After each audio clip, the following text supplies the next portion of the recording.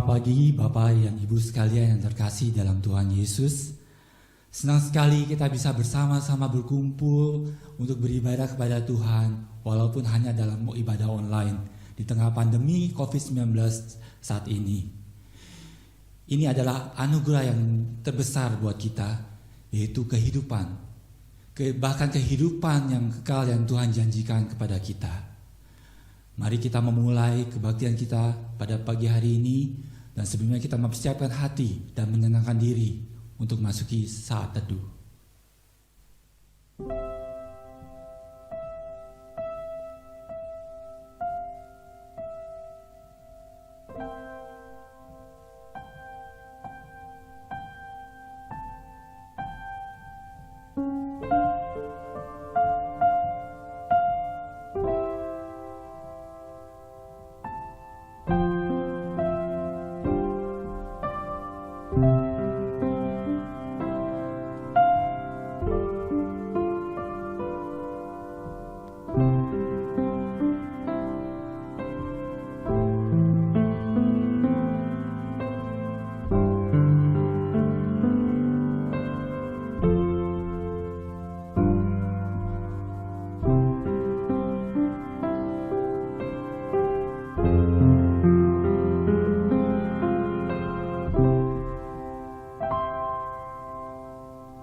Mari semua jemaat kita bangkit berdiri. Kita akan memulai ibadah online kita pada pagi hari ini. Ibadah online ini dimulai dengan satu pengakuan bahwa pertolongan kita dalam nama Tuhan yang menjadikan langit dan bumi dan beserta dengan segala isinya. Berkat dan anugerahnya kiranya berkenan turun ke atas diri kita masing-masing. Amin. Saudara, di tengah kondisi yang tidak menentu saat ini, kita menjadi ragu, kita menjadi bimbang akan penyertaan Tuhan. Tapi yakinlah saudara, bahwa Tuhan adalah Bapa yang memelihara kita. Ia akan menuntun kita di dalam kehidupan ini sampai kita dipanggil oleh-Nya. Dia akan mengatasi segala persoalan yang kita hadapi. Maupun persoalan itu sesulit apapun, sesukar apapun, Ia akan menjadikan kepada kita jalan keluar bagi permasalahan kita. Mari kita menyanyikan lagu Bapa Surgawi Memeliharaku.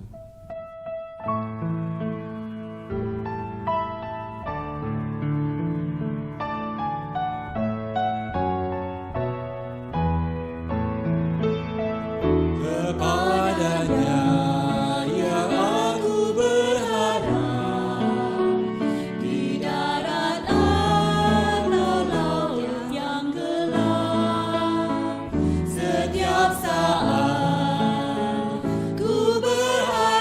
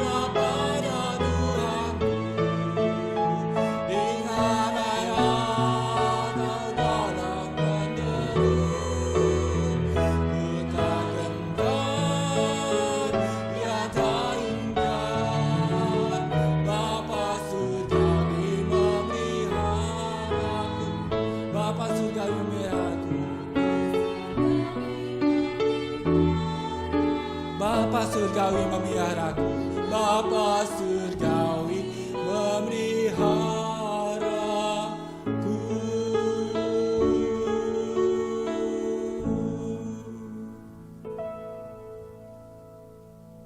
Saat ini, mari kita bangkit berdiri untuk mengikrarkan pengakuan iman kita, pengakuan iman rasuli.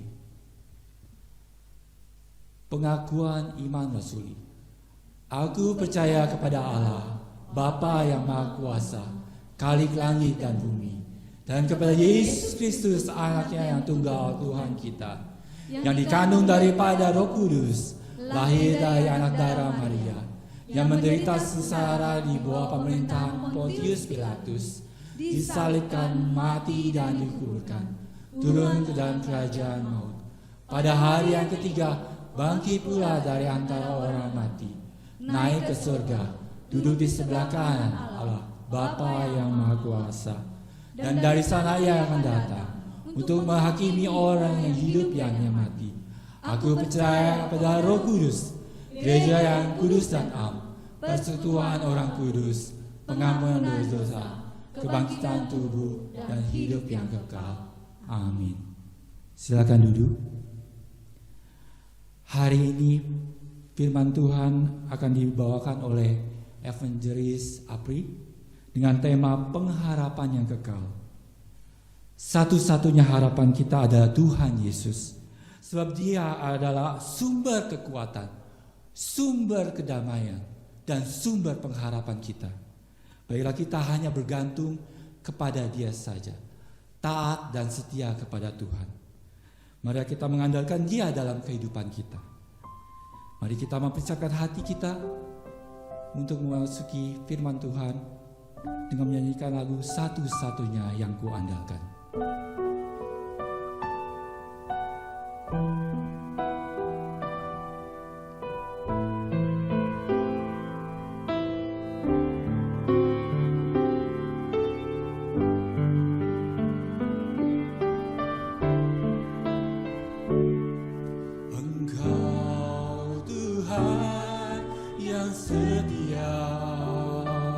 Waktumu selalu yang terbaik. Engkau Tuhan sandaranku, dan ku hanya akan berharap padamu. Satu-satunya yang ku andalkan,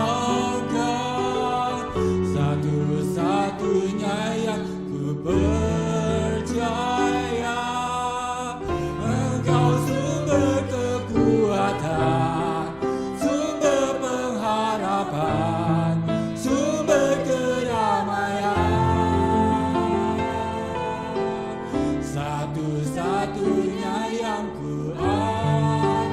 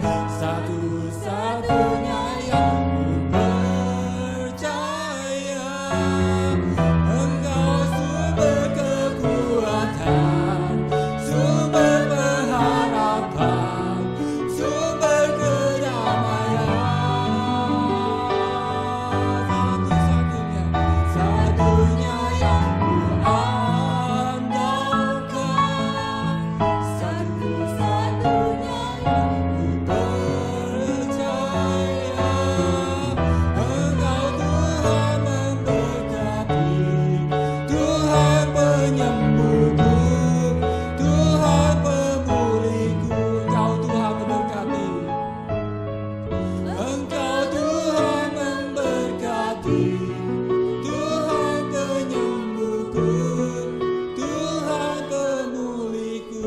Engkau Tuhan memberkati. Engkau Tuhan memberkati. Tuhan penyembuhku. Tuhan pemuliku.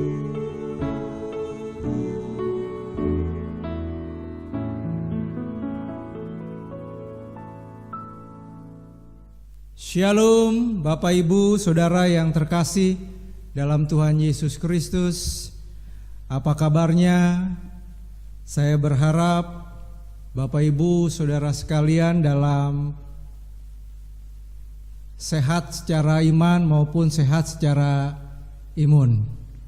Baik, kita akan mendengarkan kebenaran firman Tuhan, tetapi kita akan berdoa terlebih dahulu. Terima kasih Tuhan, kami bersyukur kepadamu kalau pada pagi hari ini kami terus diberikan kesempatan untuk dapat mendengarkan kebenaran firman-Mu. Berkati setiap umat-Mu yang akan mendengarkan kebenaran firman-Mu dan juga hamba-Mu yang akan menyampaikan kebenaran firman Tuhan pada pagi hari ini. Kami siapkan hati kami dan biarlah kami boleh memahami kebenaran firman Tuhan, dan terlebih daripada itu setiap kami boleh menjadi pelaku-pelaku kebenaran firman-Mu. Terpujilah nama Tuhan Yesus. Inilah doa kami di dalam nama Tuhan Yesus. Kami telah berdoa dan mengucap syukur kepadamu. Amin. Bapak Ibu Saudara yang terkasih dalam Tuhan Yesus Kristus, tema kebenaran firman Tuhan pada pagi hari ini adalah pengharapan yang kekal. Diambil di dalam Yohanes pasal 14 ayat 1 sampai dengan yang ke-7. Saya akan bacakan untuk Bapak Ibu Saudara sekalian. Rumah Bapa, janganlah gelisah hatimu, percayalah kepada Allah, percayalah juga kepadaku. Di rumah Bapakku banyak tempat tinggal. Jika tidak demikian, tentu aku mengatakannya kepadamu. Sebab aku pergi ke situ untuk menyediakan tempat bagimu. Dan apabila aku telah pergi ke situ dan telah menyediakan tempat bagimu, aku akan datang kembali dan membawa kamu ke tempatku, supaya di tempat di mana aku berada, kamu pun berada. Dan kemana aku pergi, kamu tahu jalan ke situ. Kata Thomas kepadanya, Tuhan, kami tidak tahu kemana engkau pergi. Jadi bagaimana kami tahu jalan ke situ? Kata Yesus kepadanya, Akulah jalan dan kebenaran dan hidup. Tidak ada seorang pun yang datang kepada Bapa kalau tidak melalui aku. Sekiranya kamu mengenal aku, pasti kamu juga mengenal Bapakku. Sekarang ini kamu mengenal Dia dan kamu telah melihat Dia. Sedemikian jauh pembacaan kebenaran firman Tuhan. Yang berbahagia adalah setiap kita yang membaca, merenungkan kebenaran firman Tuhan, dan yang paling berbahagia adalah setiap kita yang menjadi pelaku-pelaku kebenaran firman Tuhan. Terpujilah Tuhan Yesus. Bapak Ibu Saudara yang terkasih dalam Tuhan Yesus Kristus, bagian ini dimulai dengan kalimat, janganlah gelisah hatimu. Ya. Ini dikatakan Tuhan Yesus kepada murid-muridnya. Janganlah gelisah hatimu, saudara. Apa yang membuat murid-murid gelisah? Setidaknya ada dua, yaitu yang pertama, Yesus memperingatkan Petrus. Ya, kalau kita melihat di dalam Yohanes 13 ayat 36 sampai dengan yang ke-38. Bagaimana kemudian Tuhan Yesus memperingatkan Petrus ketika Tuhan Yesus kemudian mengatakan, Aku akan pergi. Petrus kemudian bertanya, kemana engkau akan pergi? Kemudian Tuhan Yesus mengatakan, kemana aku pergi, engkau tidak akan mengikuti aku sekarang. Dengan gagahnya kemudian Petrus mengatakan, nyawaku aku akan berikan asal aku ikut engkau Tuhan. Tapi kemudian Tuhan Yesus mengatakan, nyawamu akan kau berikan kepadaku, padahal Sebelum ayam berkokok, nanti engkau akan menyangkal aku sebanyak 3 kali. Bapak ibu saudara yang terkasih dalam Tuhan Yesus Kristus, bagian sebelumnya juga Yudas diperingatkan oleh Tuhan Yesus, karena Yudas akan menyerahkan Tuhan Yesus. Bapak ibu saudara yang terkasih dalam Tuhan Yesus, inilah yang menjadi kegelisahan murid-murid. Petrus diperingatkan Tuhan Yesus akan menyangkal 3 kali. Yudas, bendahara di antara tim 12 murid Tuhan Yesus, diperingatkan Tuhan karena akan menyerahkan dia. Murid-murid yang lain gelisah. Apa yang akan Tuhan Yesus peringatkan kepada mereka? Saudara, kalau kita melihat bagian ini, Tuhan Yesus adalah pribadi yang tahu mengenai murid-muridnya, bahkan sampai kedalaman hati murid-muridnya. Dan Tuhan Yesus adalah pribadi yang tegas, saudara. Kalau murid-muridnya akan melakukan sesuatu yang salah, kalau murid-muridnya kemudian melakukan sesuatu yang tidak benar, Tuhan pun tegas akan memperingatkan, bahkan menegur.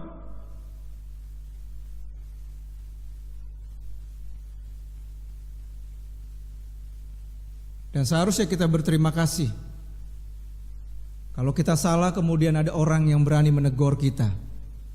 Ya. Ini yang menjadi kegelisahan yang pertama, murid-murid. Yang kedua, saudara, apa yang menjadi kegelisahan murid-murid, saudara? Yang kedua, karena Yesus akan meninggalkan mereka. Di dalam Yohanes pasal yang ke-13 ayat 33 dikatakan, "Hai anak-anakku, hanya seketika saja lagi aku ada bersama kamu. Kamu akan mencari aku, dan seperti yang telah kukatakan kepada orang-orang Yahudi, ke tempat aku pergi tidak mungkin kamu datang. Demikian pula aku mengatakannya sekarang juga kepadamu." Kemudian ayat yang ke-36 juga dijelaskan Tuhan Yesus. Simon Petrus berkata kepada Yesus, "Tuhan, kemana engkau pergi?" Jawab Yesus, "Ke tempat aku pergi, engkau tidak dapat mengikuti aku sekarang, tetapi kelak engkau akan mengikuti aku." Ini yang menjadi kegelisahan murid-murid, karena Yesus akan meninggalkan mereka. Ini yang menjadi kegelisahan yang paling utama di hati murid-murid, saudara. Yesus akan pergi dan akan meninggalkan mereka, dan mereka akan berpisah dengan Tuhan Yesus. Apalagi di sana dikatakan bahwa ke tempat aku pergi sekarang engkau tidak dapat mengikuti aku. Padahal selama 3,5 tahun mereka sudah bersama-sama dengan Tuhan Yesus. Kemana Tuhan Yesus pergi, mereka ikut. Tidak ada satu hari pun mereka tidak bersama-sama dengan Tuhan. Setiap hari selama 3,5 tahun mereka selalu berada bersama-sama dengan Tuhan. Dan sekarang mereka harus berpisah karena Yesus harus pergi, dan mereka tidak bisa mengikuti kemana Yesus pergi. Itulah yang menjadi kegelisahan di hati murid-murid.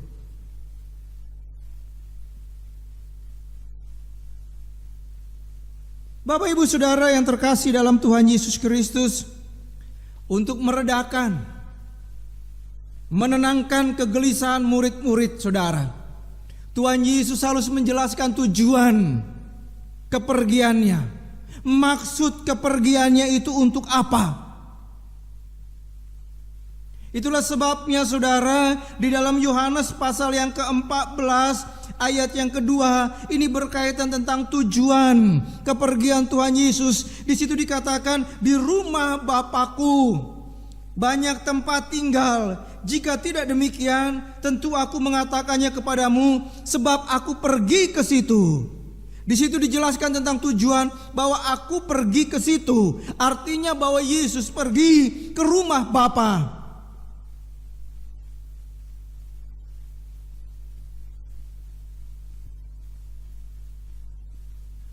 Bapak ibu saudara yang terkasih, rumah Bapa itu artinya sorga. Artinya bahwa Yesus akan pergi ke sorga. Yang menarik di situ dikatakan rumah Bapa banyak tempat tinggal.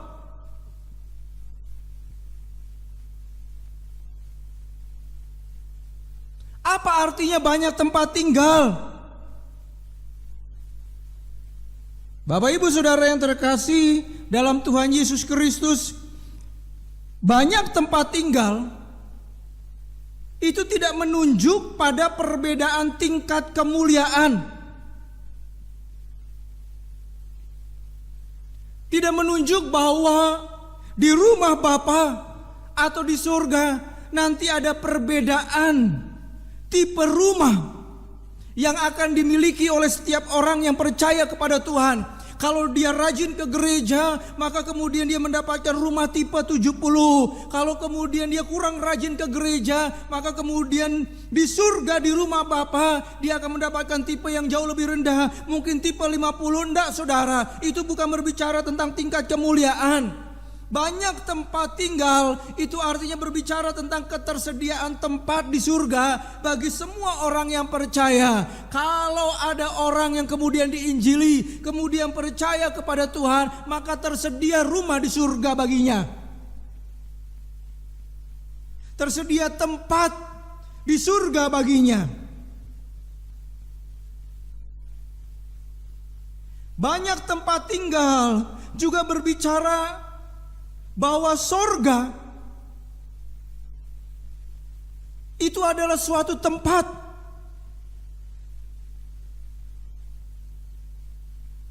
bukan hanya sekedar berbicara tentang situasi, suasana, kondisi yang menyenangkan di sana.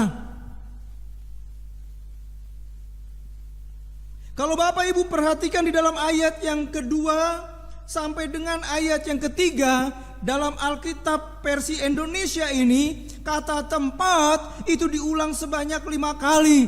Ini menunjukkan bahwa sorga, rumah Bapa itu adalah betul-betul real, merupakan suatu tempat yang nyata. Kalau sorga itu tempat yang real, tempat yang nyata, demikian juga dengan neraka.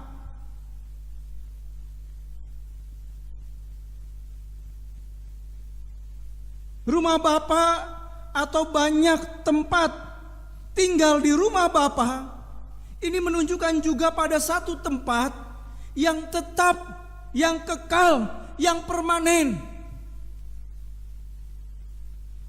Tidak lagi berpindah-pindah.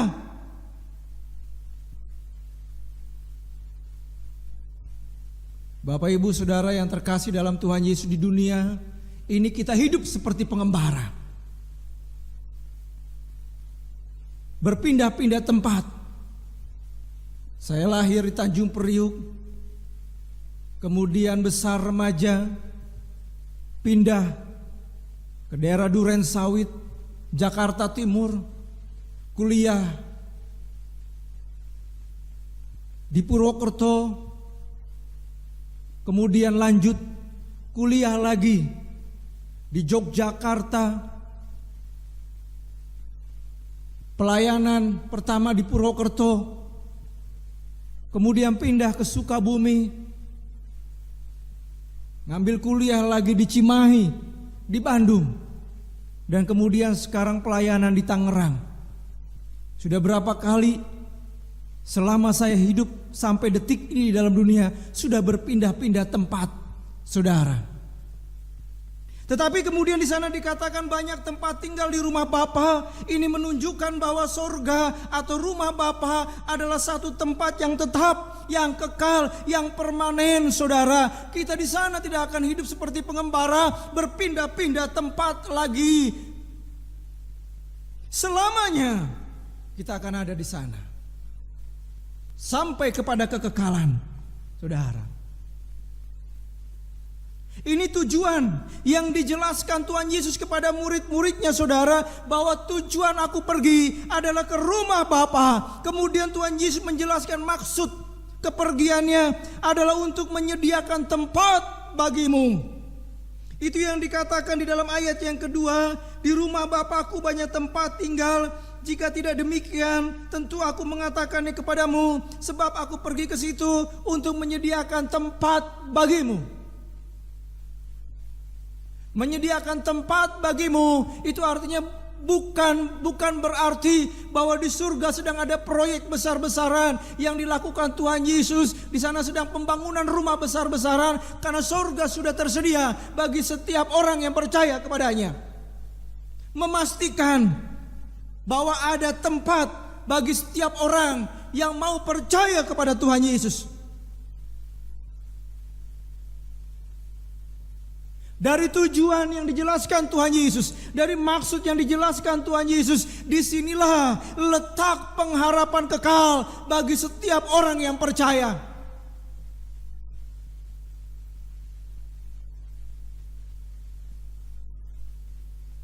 Itulah sebabnya Yesus berkata, jangan gelisah hatimu.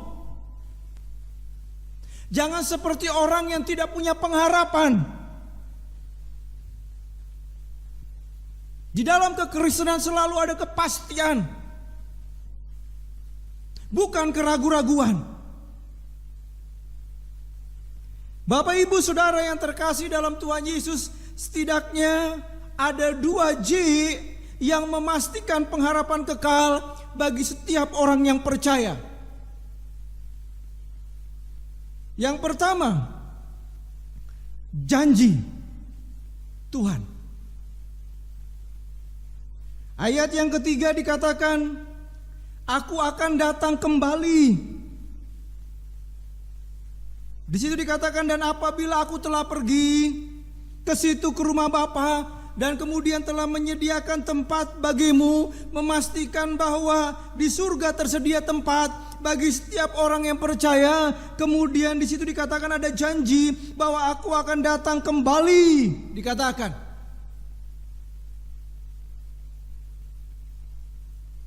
Kapan?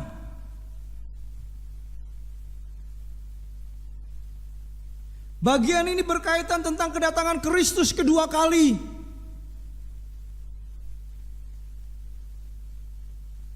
Alkitab mengatakan, tidak ada yang tahu persis. Kedatanganku seperti pencuri. Yesus mengatakan, kedatanganku yang kedua kali seperti kilat. Memang Tuhan Yesus menjelaskan dalam Matius 24 tentang tanda-tanda kedatangannya. Akan terjadi gempa bumi besar yang dialami oleh seluruh dunia.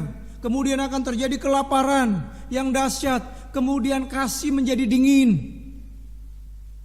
Dijelaskan lagi dalam pengajaran tentang akhir zaman oleh Rasul Paulus dalam 2 Timotius 3. Dunia akan menjadi semakin sukar. Masa-masa yang akan kita jalani dalam kehidupan kita yang ada di dalam dunia sampai kepada kedatangan Kristus yang kedua kali bukan semakin mudah, tetapi makin sukar, saudara. Dunia atau manusia cinta uang, tidak tahu mengasihi, tidak suka berdamai. Itu yang dikatakan mengenai tanda-tanda kedatangan Kristus kedua kali. Orang sudah tidak peduli lagi dengan agama. Anak-anak memberontak terhadap orang tua.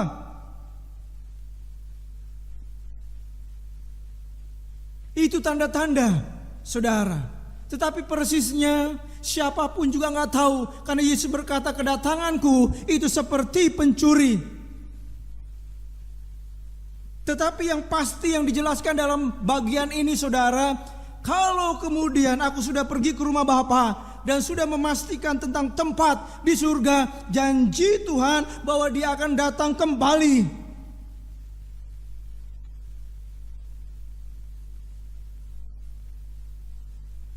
Janjinya, saudara, membawa kamu ke tempatku. Ini sebuah kepastian. Kita gak akan dibawa ke neraka. Tapi janji Tuhan bahwa setiap orang yang percaya, murid-murid pada waktu itu, dan setiap orang yang percaya sampai detik ini, Tuhan berjanji bukan hanya dibawa ke tempat, tetapi di sana aku berada, kamu pun berada bersama-sama dengan aku. Bukankah ini menjadi isi doa dari Tuhan Yesus di dalam Yohanes pasal yang ke-17?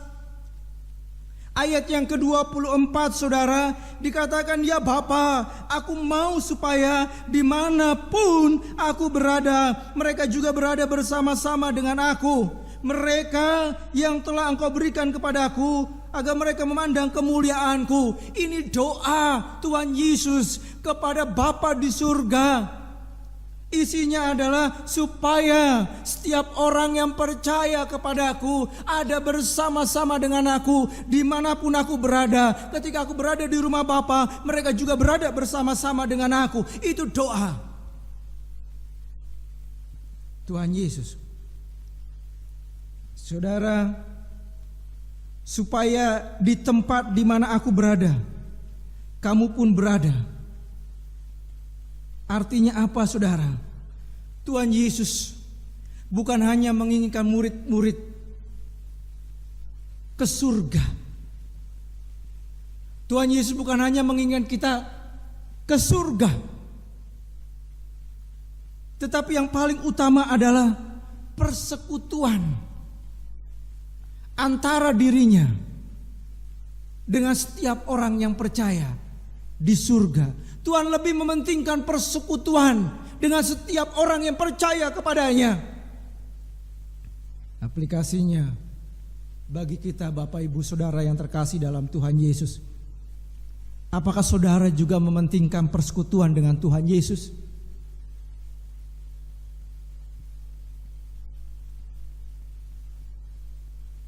Ibrani 10 ayat yang ke-25. Menjelang kedatangan Kristus, banyak orang yang sudah tidak lagi mempedulikan pertemuan-pertemuan ibadah.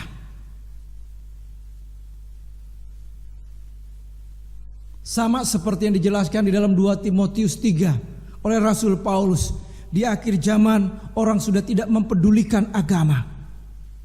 Artinya banyak orang, saudara, yang sudah tidak mementingkan persekutuan dengan Tuhan Yesus, sudah tidak mementingkan lagi yang namanya ibadah, sudah tidak mementingkan lagi yang namanya berdoa, sudah tidak mementingkan lagi yang namanya kemudian saat teduh bersama dengan Tuhan. Pertanyaan besar juga, apakah ketika kita beribadah di gereja, kita sudah benar-benar ada di dalam persekutuan dengan Tuhan? Kita menikmati hadirat Tuhan, kita menikmati persekutuan dengan Tuhan. Kebanyakan orang ibadah saat ini, saudara, tidak lagi menghargai hadirat Tuhan.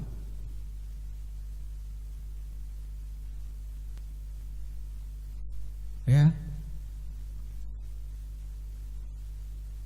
bermain HP dan sebagainya itu lebih penting dibandingkan dengan menikmati ibadah dari awal sampai akhir.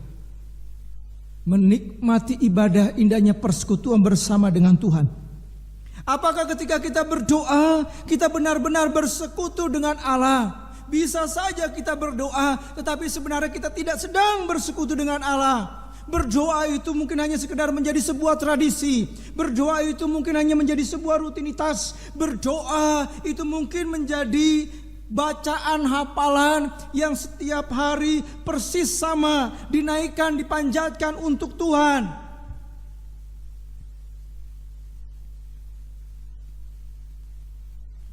Saudara, ini J yang pertama, janji Tuhan untuk memastikan pengharapan yang kekal bagi orang yang percaya. J yang kedua, saudara, yang terakhir adalah jalan.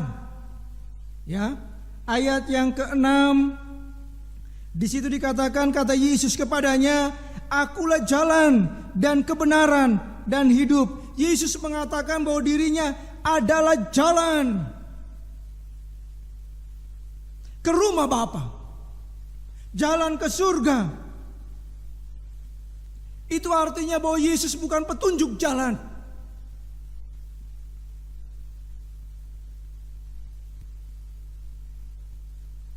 Ketika kemudian ditanya mungkin sama seseorang, jalan ke surga lewat mana? Yesus kemudian akan menunjukkan, nanti kalau kemudian ada pertigaan, belok kanan dan sebagainya, itu artinya petunjuk jalan. Tetapi akulah jalan, itu mengartikan bahwa Yesus itu bukan petunjuk jalan, tetapi Yesus itu sendiri adalah jalannya untuk ke rumah Bapa atau ke surga.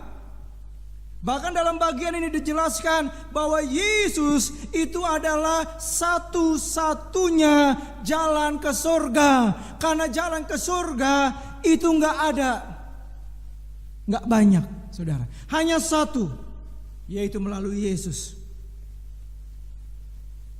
Bapak Ibu, ada pepatah yang mengatakan banyak jalan menuju ke Roma. Ya, banyak jalan menuju ke gereja ini. Kalau tadi saya lewat jalan biasa, tapi untuk menuju ke gereja ini bisa lewat jalan tol. Saudara, setidaknya ada 2 jalan alternatif untuk menuju gereja Tuhan di tempat ini. Di dunia ini untuk menuju satu tempat ada banyak jalan, saudara. Dan bisa menggunakan transportasi apapun juga. Kalau tempat yang kita tuju mungkin dekat, kita bisa jalan kaki. Kalau tempat yang kita tuju agak jauh, kita bisa menggunakan transportasi. Ada busway, ada Transjakarta, saudara.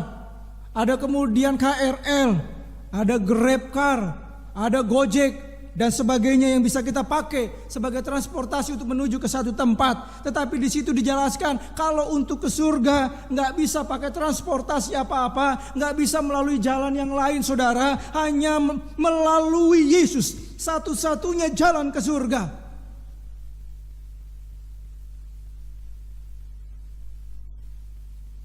Itulah sebabnya, saudara, dalam kitab Kisah Para Rasul, kekristenan itu sering disebut sebagai jalan Tuhan. Ya. Kalau ingin menunjukkan Kristen zaman dulu itu disebutnya jalan Tuhan. Kisah Para Rasul 9 ayat yang kedua dikatakan, dan meminta surat kuasa daripadanya untuk dibawa kepada majelis-majelis Yahudi di Damsyik, supaya jika ia menemukan laki-laki atau perempuan yang mengikut jalan Tuhan. Ya. Jadi setiap perempuan, laki-laki yang mengikut jalan Tuhan. Jadi kekristenan pada waktu itu sering disebut sebagai jalan Tuhan. 19 juga demikian, Kisah Para Rasul 19 ayat yang ke-9. Tetapi ada beberapa orang yang tegar hatinya. Mereka tidak mau diyakinkan, malahan mengumpat jalan Tuhan di depan orang banyak. Ada orang yang gak mau diyakinkan, diinjili menolak, saudara, malah justru mengumpat jalan Tuhan. Kemudian Kisah Para Rasul pasal 19 ayat 23, Kisah Para Rasul pasal 24 ayat 14 dan juga ayat yang ke-22, di situ juga menjelaskan tentang jalan Tuhan. Bapak Ibu Saudara yang terkasih dalam Tuhan Yesus Kristus, apakah mudah untuk mengikuti Yesus? Apakah mudah tetap mempertahankan iman, mengikuti jalan Tuhan? Yang pasti dan diyakinkan tadi, itulah yang akan menuju kepada sorga, ke rumah Bapa. Tapi banyak orang, saudara, yang akhirnya kemudian meninggalkan jalan Tuhan. Kenapa? Karena gak mudah untuk mengikuti jalan Tuhan. Matius 7, saudara, ayat yang ke-14.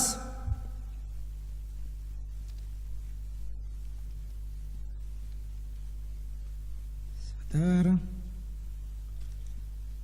dikatakan begini, Matius 7 ayat yang ke-14.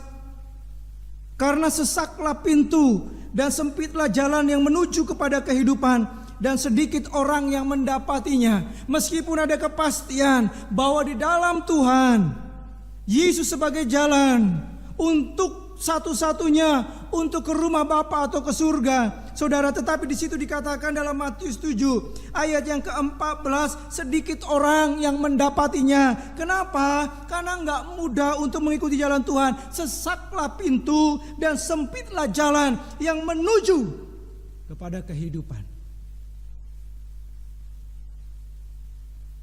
Sempitlah, saudara, jalan. Bukan jalan yang lebar, tapi jalan yang sempit. Dan melalui jalan itu bukan hanya sekedar sempit, tetapi banyak tantangan, banyak pencobaan, banyak penderitaan yang harus kita lalui, tetapi selalu berujung kepada happy ending. Karena endingnya adalah sorga, rumah Bapa. Hanya orang yang berani melalui sempitnya jalan itu, membayar harga untuk mengikut Tuhan, yang bisa ke rumah Bapa. Bapak Ibu, inilah konsep soteriologi atau keselamatan di dalam kekristenan. Tanpa Yesus ditegaskan, manusia binasa. Tanpa Yesus, saudara, tidak seorang pun ke surga. Itulah sebabnya Yesus berkata, di luar aku kamu tidak dapat berbuat apa-apa. Di luar aku kamu binasa. Di luar aku kamu tidak akan pernah mungkin ke rumah Bapa, ke surga. Kesimpulannya Bapak Ibu Saudara sekalian, janganlah gelisah seperti orang yang tidak berpengharapan.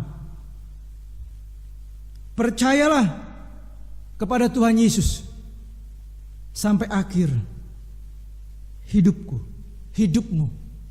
Seperti Rasul Paulus, moto hidupnya, bagiku hidup adalah Kristus dan mati adalah keuntungan.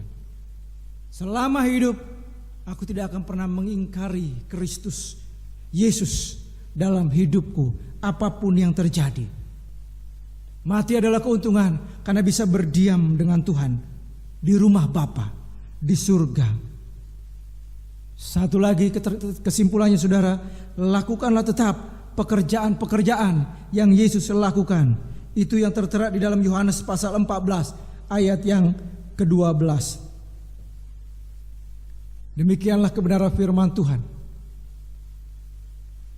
Jangan gelisah, percaya dan tetap setia dalam melayani Tuhan. Amin. Mari kita berdoa. Terima kasih Tuhan, Engkau telah memberikan pengharapan yang kekal, dan itu sebuah kepastian ya Bapa. Engkau pergi jelas tujuannya ke rumah Bapa untuk menyediakan tempat bagi kami. Itu maksud kepergianmu ya Bapa. Dan ada kepastian di dalam 2J, janji Tuhan yang tidak pernah Tuhan ingkari. Janjimu iya dan amin, pasti akan ditepati ya Bapa. Janjimu bahwa Engkau akan datang kembali membawa kami ke rumah Bapa. Di mana Engkau berada, kami pun berada bersama-sama dengan Engkau. Ada persekutuan yang indah di sana. Dan juga jalan bahwa Yesus adalah jalan satu-satunya. Tidak ada jalan lain untuk bisa ke rumah Bapa selain melalui Engkau. Engkau bukan petunjuk jalan, tetapi Engkau adalah jalan itu sendiri. Terima kasih Tuhan, kami bersyukur berkati setiap umat-Mu yang sudah mendengar, dan juga hamba-Mu yang sudah menyampaikan kebenaran firman Tuhan. Dan biarlah setiap kami boleh menjadi pelaku-pelaku kebenaran firman Tuhan yang setia, sehingga kami berbahagia melalui setiap perbuatan kami yang menerapkan firman dalam kehidupan kami. Terpujilah nama Tuhan Yesus. Inilah doa kami. Di dalam nama Tuhan Yesus kami telah berdoa dan mengucap syukur kepadamu. Amin. Bapak Ibu Saudara kekasih, sekarang kita akan menaikkan doa syafaat. Doa syafaat ini yang akan saya pimpin. Mari kita berdoa. Kami sungguh bersyukur kepadamu ya Tuhan, kalau kami boleh mengikuti ibadah online pada pagi hari ini. Kami berharap kiranya firman-Mu yang sudah kami dengar selalu menguatkan hati kami, menguatkan semangat kami, agar kami tetap setia mengasihi Tuhan di tengah-tengah COVID-19 ini. Biar kami terus mengasihi dan mencintai Tuhan. Kami berdoa ya Tuhan Yesus, kami sungguh bersyukur dan berterima kasih kepadamu. Situasi yang sulit ini, Tuhan masih menjaga dan memelihara kehidupan kami, sehingga segala kebutuhan yang kami butuhkan, baik itu makanan, minuman, kesehatan, dan pertolongan yang Tuhan berikan kepada kami, yang kami rasakan selalu ada setiap hari. Terima kasih untuk semua ini Tuhan. Kami juga berdoa ya Tuhan Yesus, Untuk saudara-saudara kami, rekan-rekan sebangsa negara kami, yang pada hari ini mereka kehilangan pekerjaan, atau mereka dirumahkan, ataupun gaji mereka dipotong. Kiranya Tuhan menolong mereka. Dan juga biar pemerintah sekarang akan membantu mereka, dan mereka bisa mendapatkan pertolongan, sehingga mereka bisa berkecukupan untuk kebutuhan diri mereka dan juga untuk kebutuhan sisi keluarga mereka.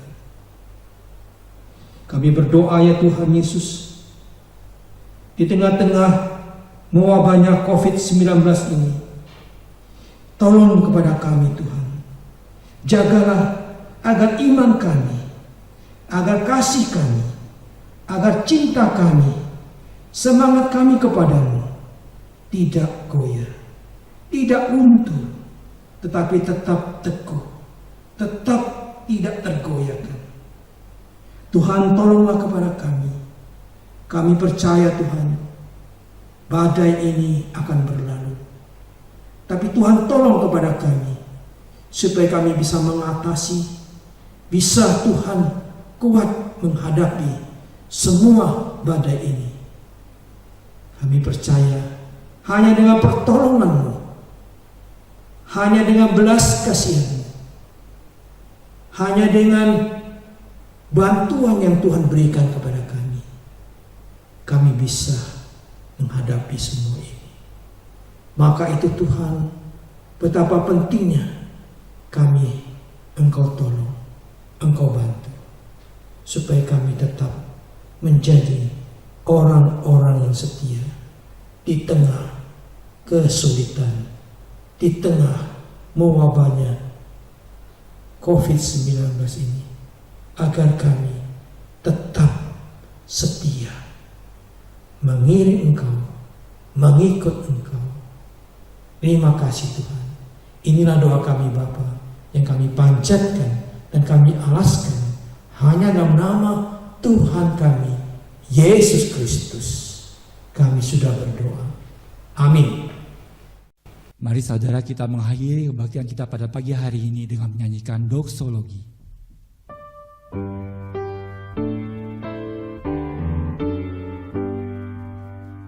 Puji Allah Bapa Putra, puji Allah Roh Kudus, ketiganya yang esa, pohon selamat sumber berkat.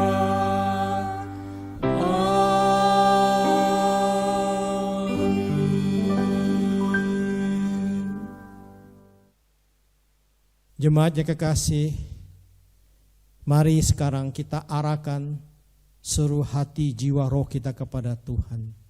Dia sumber berkat, akan memberkati kita sekalian.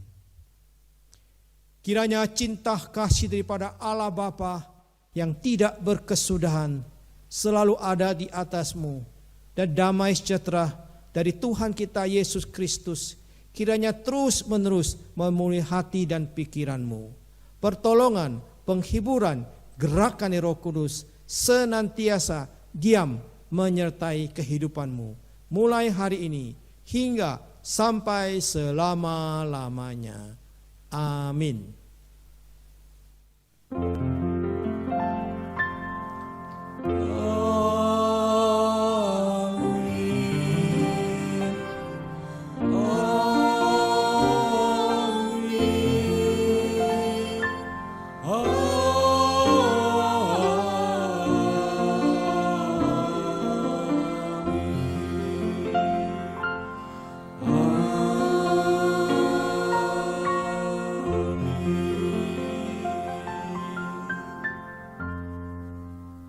Selanjutnya kita akan mendengarkan warta yang disampaikan oleh Pendeta Nathan Hidayat.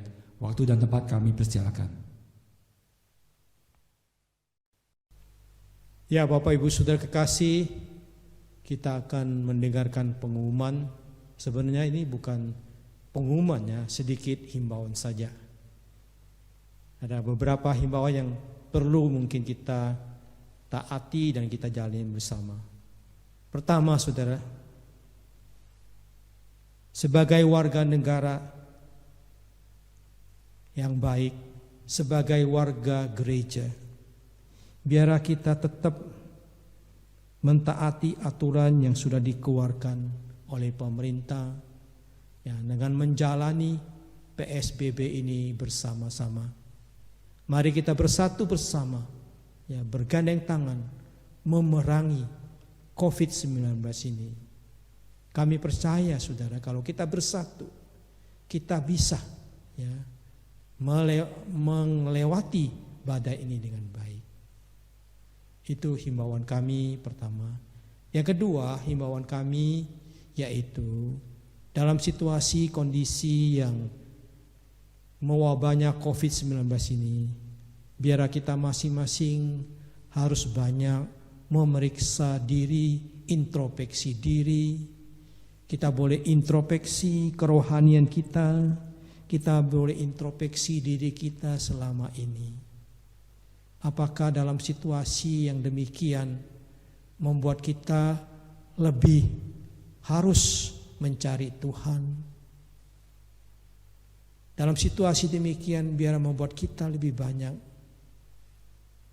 mencari maksud dan rencana kehendak Tuhan. Inilah mungkin saatnya paling bagus.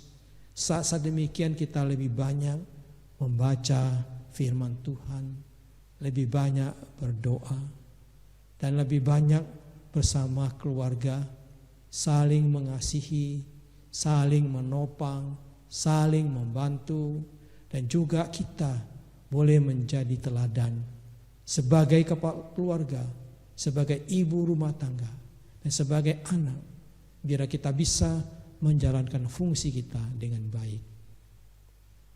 Itulah himbauan kami. Yang ketiga, saudara, sekiranya saudara, ya, tergerak oleh Tuhan untuk memberikan persembahan, Bapak Ibu bisa memberikan persembahan di Yayasan GKPI Kartini di BCA dengan nomor rekening 001 373 1150. Demikianlah, ya, himbauan kami dan pengumuman kami. Terima kasih. Tuhan memberkati saudara. Amin.